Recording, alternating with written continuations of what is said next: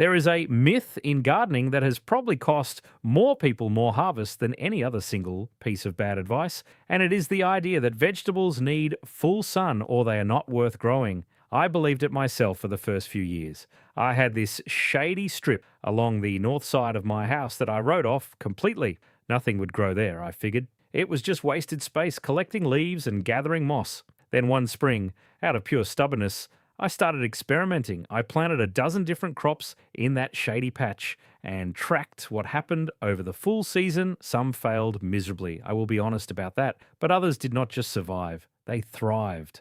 And a few actually produced better in the shade than they did in my sunny raised beds, which genuinely caught me off guard. The science behind why this works is rooted in how plants evolved. Not every species developed in open meadows. Many of the leafy greens and root crops we grow today descended from woodland edge plants that evolved under canopy cover where dappled light was all they ever knew.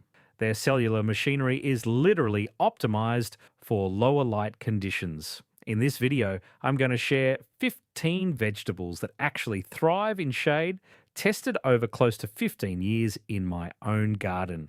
These are not theoretical picks from a textbook.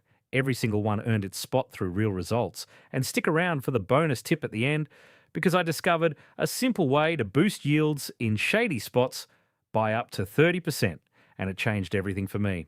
Before we get into the list, let me clarify what I mean by shade. In gardening terms, partial shade means roughly 3 to 6 hours of direct sunlight per day, often with filtered or dappled light the rest of the time. Full shade means fewer than 3 hours of direct sun. Most of the vegetables on this list perform best in partial shade, and I will note which ones can handle deeper shade. The key principle to understand is that leafy crops and certain root vegetables can photosynthesize efficiently at lower light levels because their leaves contain higher concentrations of chlorophyll, the green pigment responsible for converting light into energy. Fruiting crops like tomatoes and peppers need intense light to fuel flower and fruit production, which is why they struggle in shade. With that framework in mind, let us get into it. The first one I want to talk about is leaf lettuce, and there is a fascinating reason why it leads this list. Lettuce is not just shade tolerant, it actually prefers it during warm weather. Varieties like black-seeded Simpson, red sails, and buttercrunch perform beautifully with as little as 3 to 4 hours of direct sun. Lettuce thrives in USDA zones 2 through 10 and does best when temperatures stay between 45 and 65 degrees Fahrenheit. Here is the science. In full sun during warm months, lettuce bolts quickly because heat and intense light trigger the plant to shift from vegetative growth to reproductive mode. Shade slows that process down dramatically, which means you get a longer harvest window of tender, sweet leaves instead of bitter, tough ones. Sow seeds 1/8 of an inch deep and keep the soil consistently moist because lettuce seeds need light to germinate. Just barely cover them with a fine dusting of soil. I get an extra 3 to 4 weeks of harvest from my shady lettuce beds compared to my sunny ones, and the flavor is noticeably better. That extra harvest time alone makes shade growing worthwhile for this crop. Next up is spinach, and this one really surprised me when I first tried it in shade. Spinach varieties like Bloomsdale, Longstanding, and Corvair actually produce larger, more tender leaves in partial shade than they do in full sun. Spinach grows well in zones 3 through 9 and handles cool temperatures beautifully. The biology here is that spinach evolved in the temperate regions of Central Asia, where it often grew in the filtered light beneath taller plants. When exposed to intense, prolonged sunlight combined with warmth, spinach bolts almost aggressively, sending up a flower stalk and turning the leaves bitter. In a spot that gets 4 to 5 hours of sun, the plant stays in its vegetative phase longer, pumping out leaf after leaf of tender, usable greens. Plant seeds 1/2 inch deep, about 2 inches apart. You will know the leaves are ready when they reach that deep green, slightly crinkled look at about 4 to 5 inches long. My shady spinach patch outproduces my sunny one every single spring. Number 3 on our list is kale, and here is why it deserves a spot. Kale is one of the toughest, most adaptable greens you can grow, and it handles partial shade remarkably well. Varieties like lacinato, also called dinosaur kale, and red Russian do especially well with 4 to 5 hours of sun. Kale grows across zones 2 through 9 and becomes sweeter after frost because the cold triggers starch to sugar conversion in the leaves. In partial shade, kale grows a bit more slowly, but the leaves tend to be more tender and less fibrous than plants grown in full sun. If you're finding this helpful, do me a favor and hit that subscribe button. I put out new videos every week breaking down the science behind growing better food at home. It is free, and it means you will not miss the next one.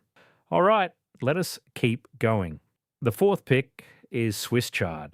And let me tell you why I think this one is underrated for shade gardens. Swiss chard varieties like Bright Lights and Ford Hook Giant perform wonderfully with just 3 to 4 hours of direct sunlight. Chard grows in zones 2 through 10 and is one of the most heat-tolerant greens, which makes it valuable through summer in a shady spot when lettuce and spinach have bolted. The stems stay vibrant and colourful, even in lower light, which makes it a beautiful addition to any garden bed. Chard belongs to the same family as beets, and like beets, it evolved to handle variable light conditions. The broad, thick leaves are efficient light collectors, and the plant keeps producing new leaves from the center as you harvest the outer ones. Plant seeds about 1 inch deep and 6 inches apart. When the outer leaves reach 8 to 10 inches, snap them off at the base, and the plant will keep pushing out new growth from the crown. I have pulled consistent harvests from the same chard plants for 2 full seasons in a spot that only gets morning sun. The fifth one I want to talk about is Arugula, and there is a practical reason why it belongs on this list.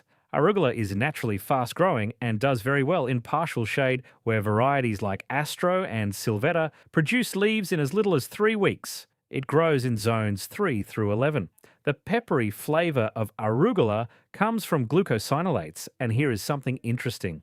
Plants grown in partial shade produce a milder, more balanced flavour than those blasted by full sun, which can become unpleasantly bitter and sharp. Shade also delays bolting significantly, giving you a longer window of tender, harvestable leaves.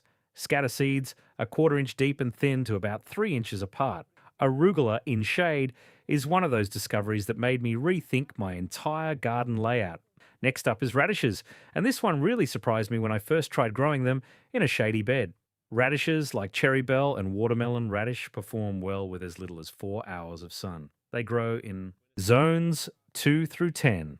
The roots develop a bit more slowly in shade, adding maybe 5 to 7 extra days, but the trade-off is worth it. Radishes grown in partial shade tend to be crisper and milder because the cooler soil temperatures slow cell expansion, creating a denser, more pleasant texture.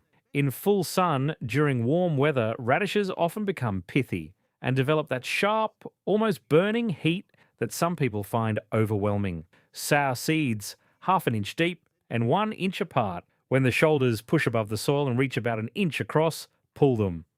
My shade-grown radishes consistently taste better than my full-sun ones, and that is not something I expected to say. Number 7 on our list is green onions, and here is why they deserve a spot.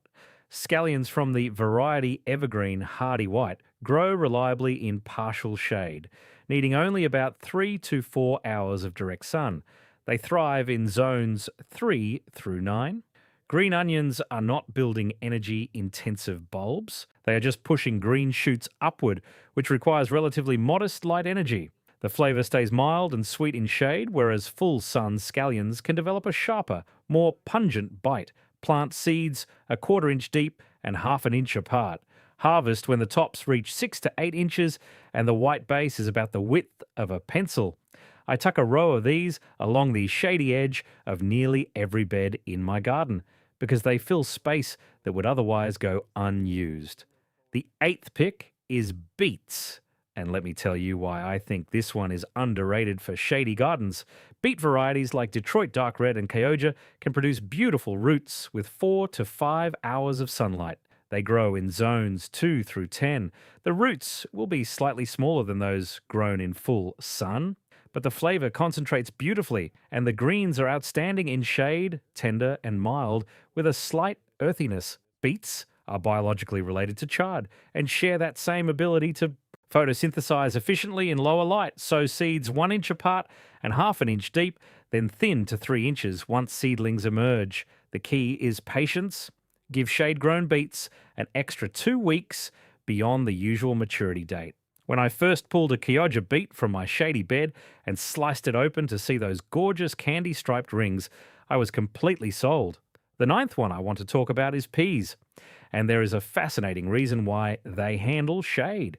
Peas, including both snap peas and shelling varieties like Sugar Snap and Green Arrow, perform well with 4 to 5 hours of sun. They grow in zones 2 through 9 and actually prefer cooler conditions. Peas are nitrogen fixers, meaning they partner with soil bacteria to pull nitrogen directly from the atmosphere, which gives them a metabolic advantage in lower light situations where other plants might struggle. They do not need to rely entirely on photosynthesis for their nutrient needs. Provide a simple trellis. Even a few sticks with string works fine. And plant seeds 1 inch deep, about 2 inches apart. The vines will be slightly shorter in shade, but the pods still fill out nicely. I grow snap peas along my fence line where they only get afternoon sun, and they produce reliably every spring and fall. Next up is broccoli, and this one really earned its place through my testing. Broccoli varieties like De Chico and Waltham 29 tolerate partial shade better than most brassicas, producing good heads with 5 to 6 hours of sun. Broccoli grows in zones 2 through 10. The heads may be slightly smaller in shade, but they are denser and slower to bolt in warm weather, which is a significant advantage. Broccoli evolved in the coastal Mediterranean where fog and cloud cover are common, so partial shade is not far from its natural conditions. Space plants 18 to 24 inches apart and keep the soil consistently moist. Feed every 3 weeks with a balanced fertilizer because broccoli is a heavy feeder. You will know the head is ready when the buds are tight and deep green before any yellow flowers begin to open. My shade-grown broccoli consistently gives me a longer harvest window than what I grow in full sun. Number 11 on our list is cauliflower, and here is why it deserves a spot right after broccoli. Cauliflower is actually more shade-friendly than people realize, and varieties like Snow Crown and Amazing handle 5 to 6 hours of sun well. It grows in zones 2 through 10. Here is the interesting part. Cauliflower heads can actually develop better colour and texture in partial shade because intense sunlight sometimes causes the curds to yellow or develop a grainy surface. Many growers already blanch cauliflower by tying leaves over the head to block light, so the plant is essentially designed to develop its best product in reduced light conditions. When you think about it, cauliflower is one of the few vegetables where we actively try to keep light away from the harvest. Space plants about 20 inches apart and be patient with the timeline. My shade-grown cauliflower takes about 2 extra weeks, but produces cleaner, whiter heads with a smoother texture. The 12th pick is Asian greens, specifically bok choy and tatsoi. And let me tell you why these are perfect for shade. Bok choy varieties like Joy Choy and tatsoi both thrive with just 3 to 4 hours of direct sun. They grow in zones 2 through 11 and are incredibly cold tolerant. These plants evolved in East Asian climates where they often grew in the understory of taller crops in traditional polyculture systems. Their broad, dark leaves are packed with chlorophyll and extremely efficient at capturing ambient and reflected light. Plant bok choy 6 inches apart and tatsoi about 4 inches apart, both about a 1/4 inch deep. Keep the soil evenly moist for the best results. Tatsoi forms a gorgeous flat rosette that hugs the ground and it tastes like a creamy, mild version of spinach. Both of these have become absolute staples in my shady beds, and I honestly think they taste better there than anywhere else in my garden. Number 13 is sorrel, and there is a fascinating reason why it thrives in shade. Sorrel, particularly the variety largely French, is a perennial green that comes back year after year and performs beautifully with only 3 to 4 hours of sun. It grows in zones 3 through 9. The tangy, lemony flavour comes from oxalic acid, and plants grown in shade produce a milder, more pleasant version of that tang compared to sun-stressed plants. Sorrel is a woodland edge plant by nature, so shade is genuinely its preferred habitat. It will come back stronger each spring without you doing a thing. Plant seedlings or direct sow seeds a 1/4 inch deep, about 8 inches apart. Once established, sorrel requires almost no maintenance. I have a patch that has been producing for over 6 years in a spot that gets maybe 4 hours of morning light. The 14th one I want to talk about is celery, and this might surprise some people. Celery grows naturally in marshy, partially shaded environments, so giving it 4 to 5 hours of sun with consistent moisture mimics its native habitat. The variety Tango is a good choice for home gardens. Celery grows in zones 2 through 10, but is famously finicky about temperature, preferring the 55 to 70 degree Fahrenheit range. Start seeds indoors about 10 weeks before your last frost because germination is slow, sometimes taking 2 to 3 weeks. Transplant seedlings 8 inches apart and keep the soil consistently damp, almost soggy. Shade-grown celery produces more tender, less stringy stalks because the reduced light slows fiber development. It takes patience, about 80 to 90 days, but the flavour of homegrown celery bears no resemblance to what you find in a grocery store. Next up is the last vegetable on our list, and it is bush beans. Now, I want to be clear. Bush beans are at the edge of what I would call shade tolerant. Varieties like Provider and Contender need at least 5 hours of direct sun to produce well. They grow in zones 3 through 10. Anything less than 5 hours and you will get plenty of foliage, but very few pods. However, in a spot that gets that minimum threshold of 5 hours, bush beans perform admirably. Like peas, beans are nitrogen fixers, which gives them an advantage in marginal conditions since they can supplement their energy needs with atmospheric nitrogen. Plant seeds 1 inch deep and 3 inches apart. The pods develop a bit more slowly in partial shade, but they still fill out with good flavour and crunch. I include bush beans on this list because they prove to me that even fruiting crops can work in less than ideal light if you choose the right variety and set realistic expectations about yield.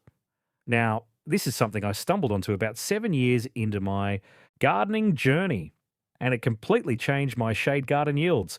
The technique is using reflective mulch. You take a sheet of white or silver reflective material, even something as simple as white landscape fabric or aluminum-coated bubble wrap, and lay it on the ground between your plants. What happens is that the ambient and indirect light hitting the ground gets bounced back up toward the undersides of the leaves instead of being absorbed by dark soil. Research from several university extension programs has shown that reflective mulch can increase the amount of photosynthetically active light reaching plant foliage by 20 to 30% in partially shaded conditions. That is a significant boost for essentially no ongoing effort. The practical effect in my garden was dramatic. My lettuce filled out faster, my beets sized up better, and even my peas set more pods. It costs almost nothing, lasts an entire season, and it is one of those science-backed tricks that I genuinely wish someone had told me about when I first started growing in shade. That is everything I have for you today. Gardening is one of those things where the more you learn, the more you realize there is to discover, especially when it comes to making the most of every square foot you have, even the shady ones. If you found this helpful, hit that subscribe button so you do not miss the next one. Happy gardening, and I will see you in the next video.